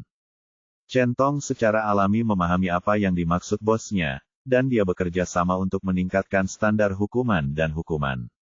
Saat ini, Feng Baokun benar-benar panik dan berteriak, Ye Bufan, apakah kamu mencoba memeras saya? Pasat tua itu paling berharga lebih dari 100.000 yuan. Dari mana kamu mendapat 2 juta? Pasat? Siapa yang bilang kamu bahwa itu adalah pasat? Ya, Ye Bufan menatapnya dengan tatapan yang peduli pada anak-anak keterbelakangan mental. Apakah kamu pernah mendengar tentang mobil bernama Phaeton? Apa? Feng Baokun tampak bingung dan kakinya mulai bergetar lagi. Dia pernah mendengar nama Phaeton. Dia telah melihat banyak sekali lelucon tentang Phaeton di internet. Tanpa diduga, dia akan bertemu dengannya hari ini. Dia siap mati sekarang. Sekalipun Anda punya uang, tidak bisakah Anda mengendarai Mercedes-Benz dan BMW? Mengapa Anda harus tetap low profile? Membawa Phaeton ke sini, bukankah ini tipuan bagiku? Jika Ye Bufan pernah mengendarai mobil mewah senilai lebih dari 1 juta yuan sebelumnya, dia tidak akan berani menghancurkannya meskipun dia memiliki keberanian untuk melakukannya menabrak Phaeton. Tidak heran Ye Bufan memandangnya dengan aneh sebelumnya, tidak heran dia bertanya pada dirinya sendiri apakah dia pasti mampu membayar kompensasi. Ye Bufan bertanya kepada hadirin, siapa kepala departemen pembelian? Bos, saya Li Chao, kepala departemen pembelian. Berapa harga Phaeton kelas atas sekarang? Sebagai kepala departemen pembelian, Li Supernatural adalah orang yang sangat cerdik. Bos, Phaeton adalah mobil mewah papan atas Volkswagen. Versi kelas atas harganya lebih dari 2 juta. Tapi sekarang mobil ini sudah dihentikan produksinya, ada nilai koleksinya. Menurut perkiraan saya, seharusnya sekitar 3 juta. Sial, 3 juta. Feng Baokun menangis dan jatuh berlutut. Dia kini siap mati. Porsche 911 yang baru dibeli Zhao Haijiao telah dikendarai kurang dari 10 km dan didiskon menjadi 1 juta. Alhasil, saat Passat Boss datang, bukan hanya mobil bekasnya yang tidak didiskon, tapi malah dinaikkan 1 juta. Pada titik ini, dia tidak bisa lagi berdiri, dan berkata dengan berlinang air mata, Bos, saya salah, tolong lepaskan saya benar-benar tidak punya 3 juta. Petik 2. Meskipun dia dapat dianggap sebagai seorang gaul masyarakat Yongda bukanlah keturunan langsung seperti Hu Donghui dan Zhao Haijiao. Makan dan minum selama ini boleh saja, dan penghasilan saya lebih tinggi dari orang biasa, tapi yang pasti tidak sebanyak 3 juta. Tidak apa-apa jika kamu tidak punya uang, tunggu saja dan masuk penjara. Ye Bufan tentu saja tidak bersimpati pada orang seperti itu. Dia berkata kepada penjaga keamanan yang menghancurkan mobil di sebelahnya, awasi dia. Jika dia melarikan diri, 3 juta akan menjadi tanggungan Anda. Jangan khawatir, bos, dia tidak akan pernah melarikan diri. Ketika beberapa orang mendengar bahwa itu adalah Phaeton, mereka semua ketakutan setengah mati. Sekarang ketika mereka mendengar bahwa bos tidak akan meminta pertanggungjawaban mereka, mereka langsung gembira. Masing-masing dari mereka menepuk dada dan berjanji tidak akan pernah membiarkan Feng Baokun melarikan diri. Feng Baokun pingsan di tanah, ususnya berubah menjadi hijau karena penyesalan. Jika saya tahu ini bosnya, jika saya tahu itu Phaeton, saya tidak akan berani memprovokasi dia bahkan jika saya telah memberinya 10.000 keberanian. Setelah kedua orang menyelesaikan rekeningnya, Ye Bufan terus berkata kepada hadirin, hasil penunjukan yang baru saja didiskusikan dengan Tuan Wang sepenuhnya valid. Pada titik ini, dia menoleh ke arah Gao Yongda, bukan hanya itu bos bisakah apakah Anda mencabut posisi Anda? Lalu saya akan secara resmi mengumumkan bahwa Anda telah dipecat. Meskipun Gao Yongda sudah menebak hasil ini, dia masih sangat kecewa setelah mendengarnya dengan matanya sendiri. Dia dulunya adalah kaisar lokal dari farmasi Haiti, dan dia dapat melakukan hampir semua hal yang dia inginkan. Aku tidak ingin tinggal di sini, aku punya tempat tinggal sendiri. Ayo pergi. Dia berdiri sambil mendengus dingin, dan bersiap untuk pergi bersama Cao Kangnian dan yang lainnya. Ye Bufan berkata dengan dingin, berhenti, apakah aku akan melepaskanmu? Ya, apakah kamu sudah selesai? Sekarang aku bukan lagi dari farmasi Haiti, mengapa kamu membatasiku? Pada saat ini, Gao Yongda tiba-tiba menjadi keras. Mengapa? Apakah kamu tidak tahu berapa banyak uang yang telah kamu ambil dari farmasi Haiti selama bertahun-tahun dan berapa banyak hal kotor yang telah kamu lakukan dengan kekuatanmu? Ye Bufan mencibir dan berkata, juga, kamu tidak ingin Hu Donghui melakukannya tusuk aku. Petik 2. Gao Yongda tampak kosong pada awalnya dan berkata dengan santai, Ye Bufan, jangan memfitnah. Saya tidak tahu apa yang terjadi dengan Hu Donghui. Uang yang saya ambil dari Haiti Pharmaceuticals masuk akal dan legal. Kalau begitu lihat ini dulu. Kata Ye Bufan sambil mengambil remote control dan menekannya beberapa kali di layar lebar. Layarnya berkedip, dan segera Hu Donghui muncul di layar dan mulai berbicara dengan semua orang. Ini adalah video yang direkam oleh Ye Bufan saat menggunakan teknik pengambilan jiwa tadi malam. Hu Donghui menceritakan dari awal hingga akhir hal-hal kotor yang telah dilakukan Gao Yongda dan Cao Kangnian selama bertahun-tahun. Termasuk cara menyelewengkan harta benda perusahaan, cara membalas karyawan yang melaporkannya, dan cara membuatnya membunuh Ye Bufan kali ini. Seluruh tempat menjadi gempar. Jika serangan balik Ye Bufan sebelumnya hanya membuat beberapa orang kehilangan pekerjaan, kali ini mereka bahkan lebih ganas dan hampir membunuh mereka. Cao Kangnian bahkan lebih terkejut lagi, dia tidak menyangka sepupunya tidak hanya mengaku, tapi juga merekrut orang secara menyeluruh hingga dia bahkan mengungkapkan semua yang terjadi selama bertahun-tahun. Ekspresi Gao Yongda pada awalnya stagnan, kilatan kepanikan muncul di matanya, dan kemudian dia menjadi tenang dengan cepat. Ye Bufan, aku tidak tahu apa yang dia bicarakan. Hal-hal ini tidak ada hubungannya denganku. Itu hanya Hu Donghui yang menyimpan dendam setelah dipecat dan memfitnahku. Berkata, tidak salah, ini hanya fitnah. Sekalipun dia melaporkan kejahatannya, polisi tidak akan mempercayai perkataannya. Ini adalah sumber kepercayaan terbesar bagi kedua orang tersebut, menurut mereka, meskipun ada laporan dari Hu Donghui, tapi tanpa bukti, tidak ada yang bisa dilakukan terhadap mereka. Benarkah? Kalau begitu lihat ini. Kata Ye Bufan sambil melemparkan semua bukti yang dia peroleh ke atas meja. Ini, melihat bukti kuat di depan mereka, mereka berdua tercengang sesaat. Masalahnya benar-benar di luar dugaan mereka. Setelah sadar kembali, kedua pria itu bergegas bersama untuk menghancurkan barang bukti. Sayang sekali Ye Bufan tidak memberi mereka kesempatan ini sama sekali dan menendang mereka hingga jatuh. Pada saat ini, Pintu ruang konferensi terbuka, dan 7 atau 8 petugas polisi keamanan bergegas masuk dari luar, langsung memborgol Gao Yongda, Cao Kangyan, Feng Baokun dan lainnya, dan membawa mereka keluar dari tempat tersebut. Ternyata Ye Bufan telah menyerahkan Hu Donghui ke polisi tadi malam, sekaligus menelepon kepala polisi kota sihir sebagai Long Ya untuk meminta mereka bekerja sama dalam menangani kasus tersebut. Bab 1098, mengirim pesan ke Jimat Giok. Gao Yongcai dan yang lainnya dibawa pergi, dan seluruh tempat menjadi sangat sunyi. Saat ini, hanya ada satu pemikiran di benak setiap orang, yaitu farmasi Haiti telah berubah. Mulai sekarang, dunianya bukan lagi milik Gao Yongcai. Meski kedua orang yang duduk di atas panggung terlihat sangat muda, tidak ada yang berani meremehkan mereka sedikitpun. Keterampilan canggih dan keberanian yang ditunjukkan oleh bos muda tadi benar-benar mengejutkan mereka. Oke, mari kita lanjutkan pertemuannya. Setelah berurusan dengan Gao Yongcai, Ye Bufan berhenti berbicara dan menyerahkan kendali seluruh pertemuan kepada Wang Suening. Kemudian serangkaian penunjukan dimulai. Menurut daftar yang diserahkan oleh Dong Lina, semua orang yang cakap di perusahaan dipromosikan untuk mengambil alih posisi yang dikosongkan oleh mereka yang dikeluarkan. Meskipun orang-orang ini berbakat, mereka telah tertekan selama bertahun-tahun.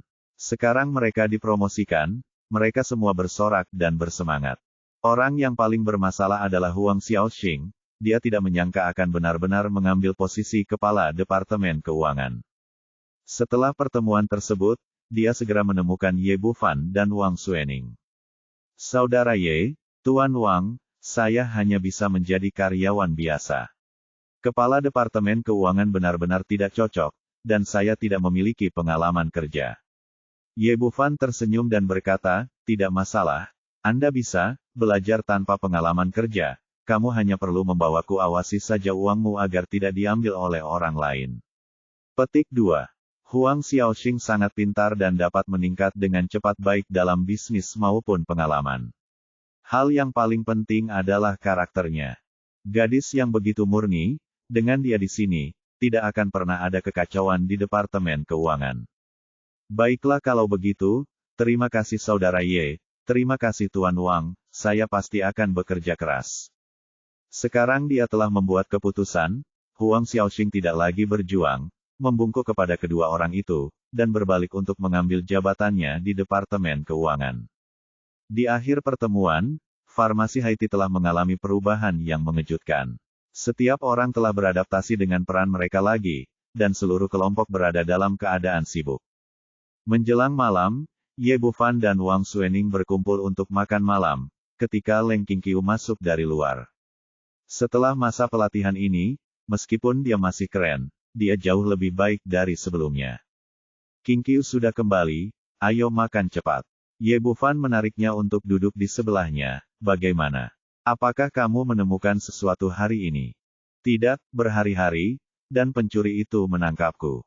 Baiklah, kita tidak bisa terburu-buru. Kita hanya bisa menunggu. Aku yakin akan ada berita. Ye Bufan juga ingin sekali menemukan He Suang-Suang, tapi tidak mungkin sekarang. Hanya bisa tunggu perlahan. Jika orang-orang itu menemukan tubuh Yin yang murni, mereka pasti akan mengambil umpannya. Mereka bertiga duduk untuk makan dan mengobrol sambil makan.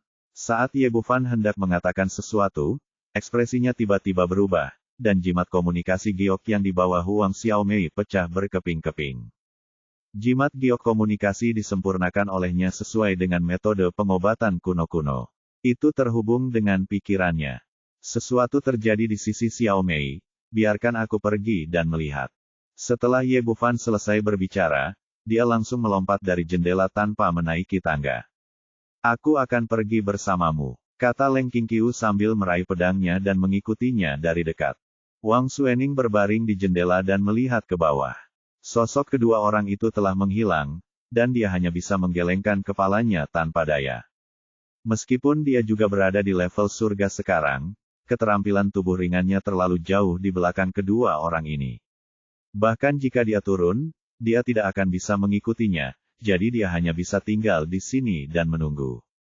Huang Xiaomei berkeliaran sendirian, pergi kemanapun ada orang, mencoba memancing orang jahat sebanyak mungkin. Namun setelah seharian berbelanja, kecuali belasan orang yang mendekati saya dan meminta nomor telepon saya tidak bertemu satupun orang jahat. Setelah gelap, dia berjalan perlahan di sepanjang jalan. Ini benar-benar tidak berguna. Kakak Ye menyembuhkan matamu dan masih sangat mempercayaimu, tapi dia bahkan tidak bisa melakukan ini. Huang Xiaomei sedang berbicara pada dirinya sendiri sambil berjalan, jelas tidak puas dengan penampilannya. Tiba-tiba sebuah pemikiran muncul di dalam hatinya, apakah karena terlalu banyak orang di sini sehingga orang jahat tidak berani mengambil tindakan. Dengan ide ini, dia mengubah rute sebelumnya dan berjalan menuju pinggir jalan. Meskipun tempat ini juga merupakan pusat kota, namun jauh lebih terpencil dibandingkan jalanan yang ramai, dan tidak banyak pejalan kaki di jalanan. Saat ini, beberapa mobil melaju dari belakang. Di depan mobil ada sedan Lincoln yang diregangkan, dengan seorang pemuda berusia 30-an duduk di atasnya. Dia adalah Ling Huajun, putra tertua dari keluarga Ling. Sejak dia bertemu Wang Xuening kemarin, pria ini merasa gatal di hatinya saat memikirkan wanita terkemuka itu. Jadi dia meninggalkan rumah bersama pengawalnya dan berencana pergi ke klub mencari beberapa wanita untuk melampiaskan amarahnya. Tapi begitu saya sampai di sini, tiba-tiba saya melihat Huang Xiaomei di pinggir jalan. Mata Ling Huajun tiba-tiba berbinar, dibandingkan dengan Wang Xuening, gadis ini tidak jauh berbeda, dan dia terlihat sangat awet muda. Jika Anda tidak bisa mendapatkan Wang Xuening, ini lumayan. Kemudikan mobilnya kembali. Pengemudi menerima perintah, berbalik dan mengemudikan mobilnya kembali. Huang Xiaomei sedang berjalan dan menendang kerikil di jalan ketika tiba-tiba sebuah mobil hitam melaju. Pintu mobil terbuka, dua pria bertubuh besar melompat keluar dari mobil dan langsung memasukkannya ke dalam mobil. Huang Xiaomei terkejut pada awalnya, dan kemudian dia sangat gembira. Orang jahat yang dia tunggu-tunggu akhirnya tiba. Karena tidak ada ancaman nyawa, gelang pelindung di pergelangan tangannya tidak terpicu. Setelah masuk ke dalam mobil, dia melihat sekeliling dengan gugup dan melihat seorang pria muda berusia 30-an sedang menatapnya dengan tatapan tidak senonoh. Siapa kamu? Apa yang ingin kamu lakukan? Adik perempuan, jangan takut. Aku hanya ingin bermain denganmu. Tidak ada yang lain. Ling Huajun memperhatikan Huang Xiaomei dari dekat lebih cantik dari sebelumnya, sungguh kecantikan yang langka, bahkan tidak kalah dengan Wang Xuening. Selama kamu merasa nyaman denganku hari ini, uang itu akan menjadi milikmu. Setelah mengatakan itu, dia mengambil seikat koin Tiongkok baru dan melemparkannya. Huang Xiaomei mengerutkan kening. Sepertinya ini hanya orang mesum, bukan orang jahat yang dicari saudara Ye. Kamu salah orang. Aku tidak peduli dengan uang kotormu, kata Huang Xiaomei sambil mengeluarkan ponselnya dan berkata, lepaskan aku secepatnya, atau aku akan menelepon polisi. Kamu benar-benar keras kepala, dan kamu memberikan banyak uang. Jika kamu tidak menghasilkan uang, tidak heran kamu begitu miskin. Ling Huajun memandang ponsel Warwick lamanya dengan jijik, mengambilnya dan membuangnya jendela mobil. Apa yang akan kamu lakukan? Huang Xiaomei bereaksi terlambat, teleponnya hancur berkeping-keping. Adik perempuan, bukankah aku sudah menjelaskan kepadamu apa yang ingin kulakukan? Ling Huajun tersenyum jahat, Tuan muda, aku punya banyak uang.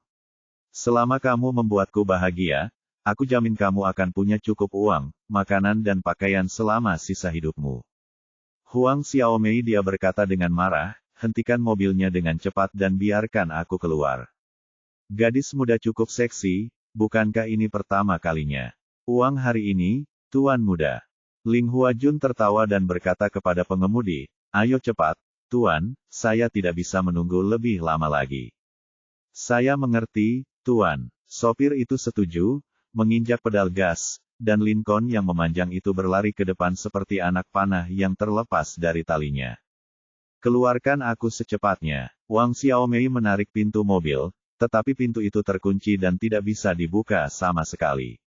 Dalam keputusasaan, dia hanya bisa diam-diam meletakkan tangannya di dadanya dan menghancurkan jimat komunikasi giok yang ditinggalkan oleh Ye Bufan. Bab 1099, menginginkan orang dengan paksa. Di pinggiran barat kota ajaib, terdapat sebuah rumah besar yang dikelilingi pegunungan dan sungai. Kelihatannya sangat mewah. Ling Huajun kembali ke keluarga Ling dan membawa Huang Xiaomei langsung ke villa 3 lantai. Ini adalah tempat di mana dia menghususkan diri dalam bermain dengan wanita. Saya tidak tahu berapa banyak gadis yang kehilangan keperawanannya di sini. Setelah memasuki pintu, dia melihat sosok seksi Huang Xiaomei dan terus menelan ludahnya. Gadis kecil, selama kamu membuatku bahagia, aku akan memberimu 1 juta. Ling Huajun menulis cek senilai 1 juta dan melambaikannya di tangannya. Ini adalah langkah pertamanya melawan wanita, bahkan jika kamu melemparkan uang padanya, kebanyakan wanita tidak bisa menolak. Serangan uang semacam ini hampir gila. Huang Xiaomei melotot, minggir, saya tidak ingin uang kotor Anda, segera lepaskan saya, jika tidak, saudara Ye tidak akan melakukannya. Aku akan melepaskanmu. Saudaraku Ye, kamu bahkan tidak melihat di mana tempat ini. Ini adalah keluarga Ling kita. Bahkan seekor lalat pun tidak bisa terbang tanpa izinku, jadi jangan berharap ada orang yang menyelamatkanmu. Kembali ke rumahnya, Ling Huajun benar-benar percaya diri. Di matanya, Huang Xiaomei hanyalah seekor domba yang menunggu untuk disembelih, tanpa kemungkinan untuk melarikan diri. Aku akan memberitahumu lagi, jangan dihukum tanpa memanggang minuman keras. Saat ini, senyuman di wajahnya menghilang, dan ekspresinya menjadi garang. Petik 2. Aku akan mengatakannya lagi, bajingan, cepat lepaskan aku. Huang Xiaomei sekarang untuk sementara yakin bahwa orang yang ditemuinya adalah orang mesum, bukan orang yang ingin ditemukan oleh saudara Ye. Dia marah dan kecewa di dalam hatinya. Pelacur bau, kamu yang meminta ini. Setelah Ling Huajun selesai berbicara, dia berjalan menuju Huang Xiaomei dan mengulurkan tangannya untuk meraih dadanya. Keluar dari sini. Meskipun Huang Xiaomei baik, bukan berarti dia pengecut. Dalam keputusasaan, dia mengambil vas di atas meja dan memukul kepala Ling Huajun. Terjadi benturan, vas pecah, dan bekas darah merah cerah berbaring di atas kepalanya. Turun. Ling Huajun tertegun. Dia tidak menyangka wanita ini berani memukulnya. Petik 2. Setelah sadar kembali, dia mengangkat tangannya dan menamparnya dengan mulut besar. Ah! Petik 2. Huang Xiaomei hanyalah seorang gadis yang sangat lembut. Dia bukan tandingan pria kuat. Menghadapi serangan yang mengancam, dia tidak bisa menahan diri untuk menutup matanya dan menjerit. Tetapi pada saat ini, pergelangan tangannya gelang pelindung aktif tubuhnya memancarkan cahaya putih yang menyilaukan, yang langsung melontarkan tubuh Ling Huajun dan menghantam dinding di belakangnya dengan keras. Ling Huajun benar-benar lengah, dan untuk sesaat dia merasa seolah-olah seluruh tubuhnya tersengat listrik bahkan mengangkatnya. Kekuatan tadi begitu kuat hingga hampir membunuhnya. Dia berjuang untuk bangkit dari tanah, namun gagal setelah beberapa kali mencoba sama sekali. Jalang, tunggu saja aku. Ling Huajun memandang Huang Xiaomei dan mengertakkan giginya dengan kebencian, tetapi tidak ada yang bisa dia lakukan sekarang. Dia selalu menggunakan ruangan ini sendirian, tanpa ada orang di sekitarnya, dan efek isolasi suaranya sangat bagus, tidak ada yang bisa mendengarnya bahkan jika dia berteriak. Huang Xiaomei ketakutan sekarang, dan sekarang dia duduk di kursi. Melihat ke bawah ke gelang yang diberikan Ye Bufan padanya, tapi kali ini gelang itu tidak rusak, tetapi cahaya dari salah satu manik giok jauh lebih redup. Kali ini, itu tidak kuat, dan kekuatan serangan balik gelang pelindung itu tidak kuat, dan itu tidak menghabiskan terlalu banyak energi. Jika dia adalah seorang pembunuh sekarang, pukulan ini sudah cukup untuk membunuhnya. Saat itu, Ling Huajun jatuh ke dalam keadaan tenang sejenak dan pingsan di tanah tidak dapat bangun, dan pintunya terkunci rapat. Huang Xiaomei tidak dapat melarikan diri bahkan jika dia menginginkannya. Di luar villa, dua sosok melewati langit malam. Ye Bufan dan Leng Qingqiu datang ke tempat Huang Xiaomei dibawa pergi. Kedua orang itu melihat sekeliling dan tidak menemukan tanda-tanda keberadaan Huang Xiaomei. Sebaliknya, mereka menemukan ponselnya terlempar ke tanah. Xiao Fan, dia harus ditangkap. Jangan khawatir, kamu tidak bisa melarikan diri, ikut aku. Ye Bufan bisa merasakan fluktuasi kekuatan spiritual dari gelang pelindung, dan pada saat yang sama, itu juga meninggalkan beberapa tanda jiwa di tubuh Huang Xiaomei.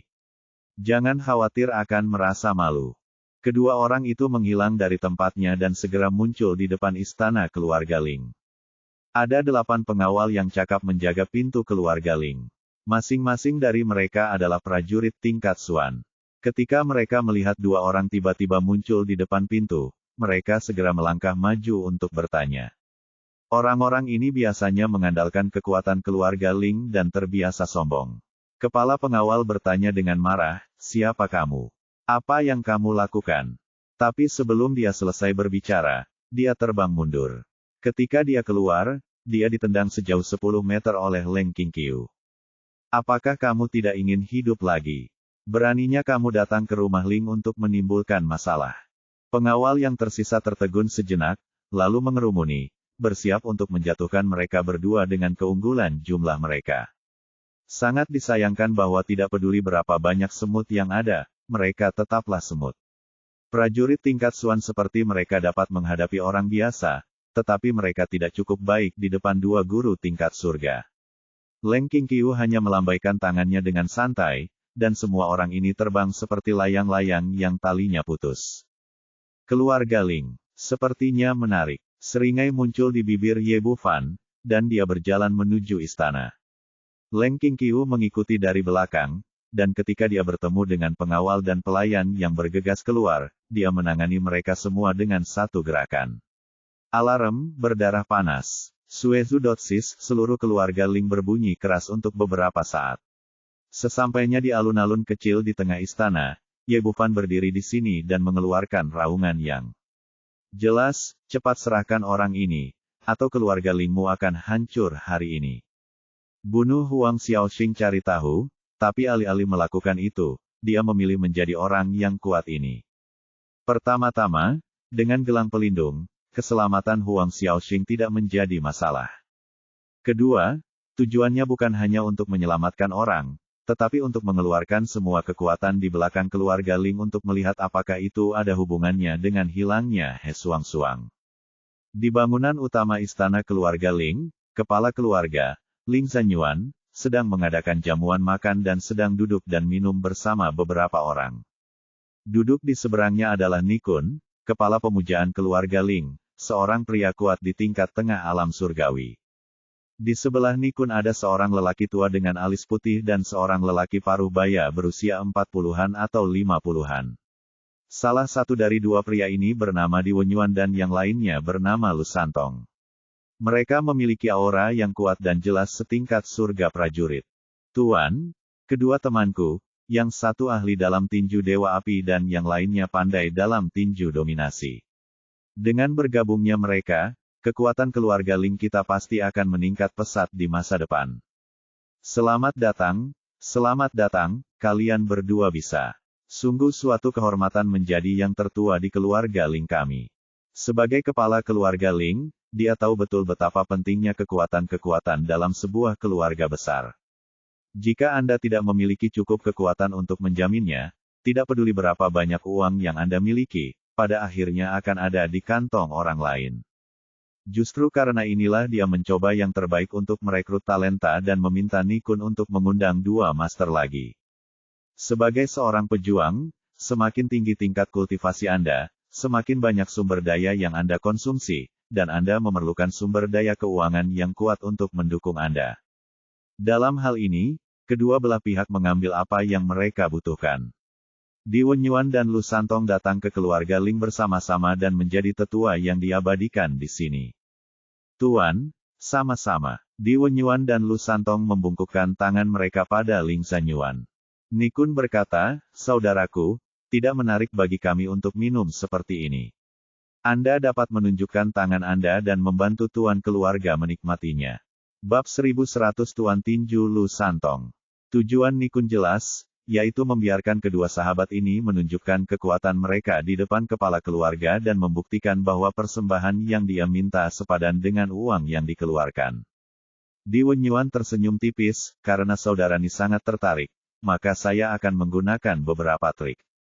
Setelah berbicara, Dia mengangkat tangan kanannya dan melambaikan telapak tangannya untuk menyemburkan aliran udara panas untuk membunuh beberapa orang. Hampir dalam sekejap mata, anggur putih di gelas keempat orang itu mengepul. Wu Liangye, kualitas terbaik semacam ini perlu dihangatkan agar terasa lebih enak. Tuan, silakan cicipi. Titik petik 2. Ling Zanyuan mengambil gelas anggur di depannya dan menyesapnya memiliki rasa yang luar biasa. Mampu mengontrol suhu dengan sangat akurat menunjukkan bahwa lawan telah mencapai tingkat kemahiran dalam Fire Palm. Dia tidak bisa menahan diri untuk tidak mengacungkan jempolnya. Saya telah membuka mata saya, Penatua sangat pandai dalam hal itu. Setelah mengatakan itu, mata Ling Zanyuan kembali tertuju pada Lu Santong, ingin melihat bagaimana penampilannya. Saudara Di, saya harus mencicipi anggur ini untuk mengetahui bagaimana rasanya. Lu Santong, yang dikenal sebagai tinju dominasi, mengangkat tangannya dan menamparnya di atas meja, dan energi yang kuat menyapu gelas anggur. Anggur di dalam cangkir langsung berubah menjadi naga perak dan melesat ke mulutnya. Lu Santong membuka mulutnya dan meminum segelas anggur dalam sekejap. Ya, anggur yang enak benar-benar terasa lebih enak saat dihangatkan. Dia sepertinya memuji rasa anggurnya, tapi dia sebenarnya memamerkan keterampilan internalnya yang murni.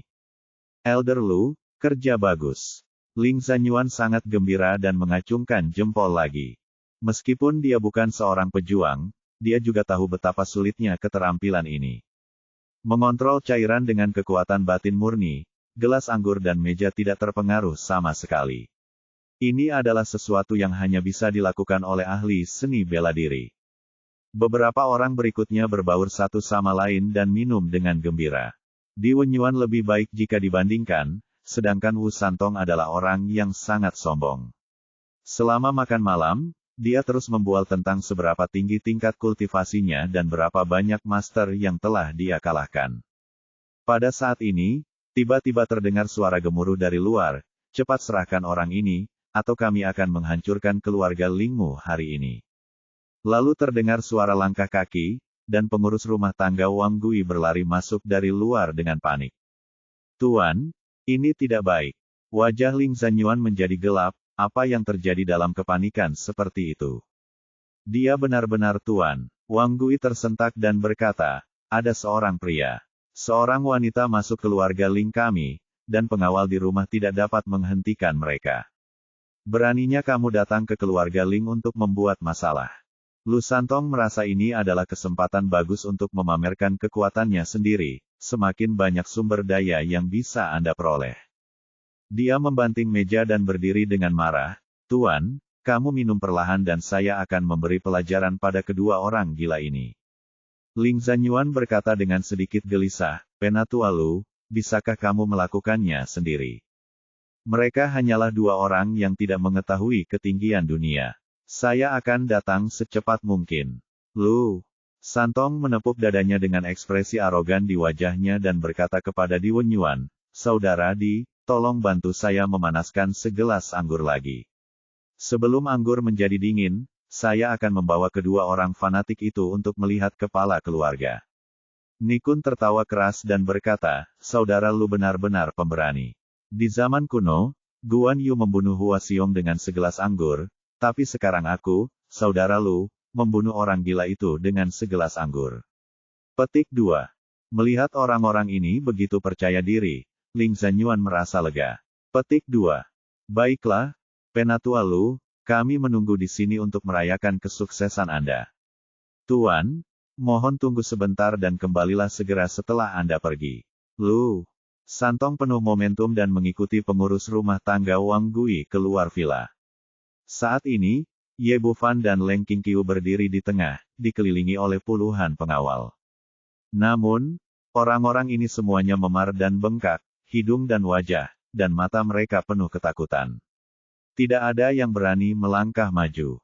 Orang gila macam apa yang berani datang ke keluarga Ling kita untuk menimbulkan masalah? Dengan Lu Santong di sampingnya, pengurus rumah tangga Wang Gui menjadi lebih mengesankan.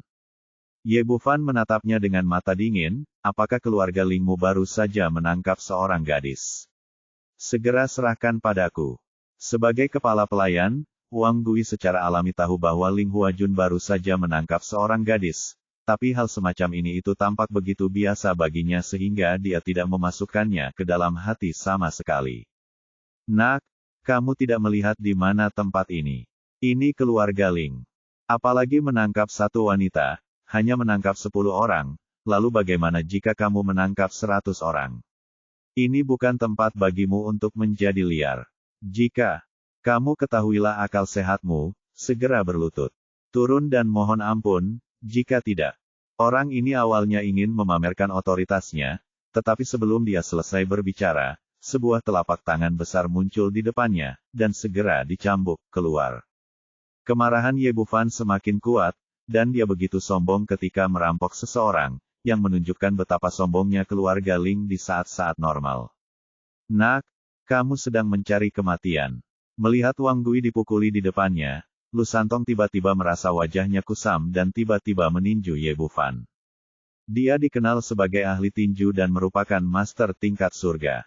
Setelah pukulan ini dilakukan, dia penuh dengan momentum dan mendominasi, dan bahkan udara mengeluarkan suara gemuruh yang tajam, seolah-olah terkoyak. Keluar dari sini. Sebelum Ye Bufan sempat bergerak, Leng Qingqiu berteriak, dan juga meninjunya.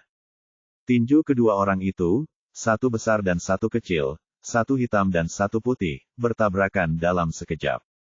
Mendengar ledakan, Leng Qingqiu berdiri tak bergerak di tempat, sementara Lu Santong, yang baru saja penuh momentum, ditembak sejauh 30 atau 40 meter seperti bola meriam, dan menabrak pohon besar dengan keras. Kemudian jatuh ke tanah seperti karung pecah. Dia berjuang untuk berdiri, tetapi mengeluarkan seteguk darah. Kemudian dia jatuh ke tanah dengan bunyi celepuk dan mati. Wang Gui, yang ditampar oleh Ye Bufan di sana, melihat pemandangan ini segera setelah dia bangkit dari tanah dan berbalik dan lari ketakutan. Saat dia berlari, dia mengutuk dalam pikirannya, pukulan omong kosong dengan keras, dan dia bahkan tidak bisa menahan pukulan seseorang. Di aula, Di Wenyuan sekali lagi menggunakan telapak apinya untuk memanaskan anggur beberapa orang. Nikun berkata, Saudara Di, menurut Anda berapa lama waktu yang dibutuhkan? Saudara Lu untuk kembali. Di Wenyuan berkata, kultivasi Santong baru-baru ini telah meningkat lagi, dan dia hanya selangkah lagi dari tingkat tengah surga. Saya ingin melihat apakah itu akan memakan waktu 5 menit, dia dapat membawa kedua orang gila itu ke kepala keluarga. Nikun menggelengkan kepalanya, Saudara Di, saya pikir kamu masih meremehkan saudara Lu dalam kultivasi, dia juga mendominasi. Dia juga telah mencapai tingkat kemahiran dalam tinju. Mereka hanyalah dua orang sombong yang tidak memiliki keterampilan nyata. Menurut saya, dia dapat membawa kedua orang itu kembali dalam waktu kurang dari 3 menit. Di Wenyuan berkata sambil tersenyum. Mari kita bertaruh, dan siapapun yang kalah akan dihukum dengan 3 minuman. Tidak masalah, saudara Di hanya menunggu untuk minum. Nikun tertawa terbahak-bahak, sepertinya menang. Pada saat ini, terdengar suara langkah kaki di depan pintu, dan dia berkata dengan bangga, Saudara Di, kamu pasti akan kalah kali ini. Saudara Lu telah kembali dalam waktu kurang dari 3 menit. Mengharapkan perbaikan. 3 arah. Mengapa saya kembali begitu cepat? Karena saya meningkat begitu cepat, tetapi itu tidak masalah. Saya bersedia menghukum diri saya sendiri dengan 3 minuman, di depan pintu bersama-sama, tetapi mereka melihat bahwa bukan Lu Santong yang berlari masuk. Tetapi pengurus rumah tangga Wang Gui lah yang tampak panik. Ling Zanyuan sepertinya menyadari ada yang tidak beres saat ini, apa yang terjadi? Di mana Penatua Lu? Wang Gui berteriak dengan panik, maaf. Guru, Penatua Lu sudah meninggal.